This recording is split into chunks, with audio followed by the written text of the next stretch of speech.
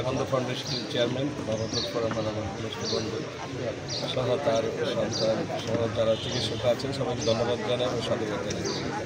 আজকে আমাদের দেশের স্বাস্থ্য ব্যবস্থার যে মানে কী বলবো যে স্ট্যান্ডার্ড বিষয় অবস্থা এবং গ্রামের যে প্রান্তিক জনগোষ্ঠী কিন্তু স্বাস্থ্য সেবা থেকে বঞ্চিত হয় এবং তাদের স্বাস্থ্য সেবা দেওয়ার জন্য আনন্দ ফাউন্ডেশন যে উদ্যোগটি নিয়েছে সেটাকে স্বাগত জানাই।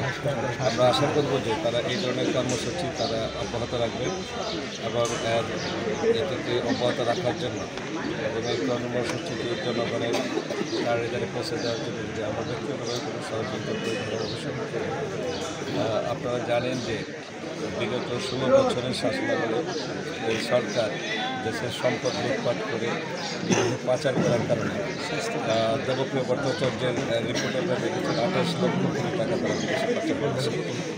প্রায় আমাদের দেশের 7 বছরের বাজেটের সময় 4 লক্ষ কোটি টাকা যদি বাজেট হয় আমাদের দেশের 7 বছরের বাজেটের সময় অর্থাৎ এই দুর্নীতি লুটপাটের কারণে কিন্তু আজকে আমরা একটা দুর্বিষহ অবস্থায় পড়েছি।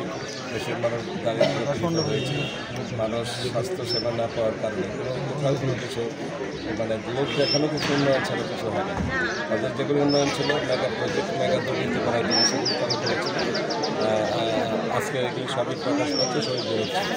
কাজে আমরা আশা করব যে 5ই আগস্টের যে পরিবর্তন আমাদের এসেছে মানুষের জীবনের বিনিময়ে আত্মত্যাগের বিনিময়ে কষ্টের বিনিময়ে আমরা সেই পরিবর্তনের যে মূল উদ্দেশ্য দেশকে এগিয়ে নিয়ে যাওয়া দুর্নীতিমুক্ত বাংলাদেশ গড়া সন্ত্রাসমুক্ত বাংলাদেশ গড়া সেটার জন্য আমরা সকলে একত্রে কাজ করি।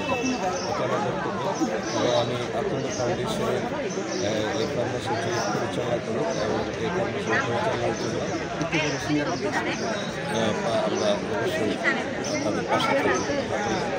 জানেন যে আপনারা সেখান থেকে হাই স্কুল আপনারা গেলে দেখতে পাবেন সেখানেও আমাদের স্কুলের সভাপতি রেজাদুল ইসলাম পলাশ এখানে স্কুল ছাত্র সেবা কর্মসূচি চালু করেছে, নানান ধরনের কর্মসূচি আমরা দেখছি যে এখানে প্রি মেডিকেল ক্যাম্প আজকে হচ্ছে, আমি সেখানে গিয়েছিলাম। আমি মনে করি যে একটা পরিবর্তনের হাওয়া চলছে, এটা সেটা মানুষের কল্যাণে সেই পরিবর্তনটা কাজে লাগবে এবং আমরা অতীতের দিকে ফিরে যাব, সেই ফেসিবাদী শাসকের দিকে সুন্দর ভবিষ্যতের দিকে নিয়ে যেতে চাই।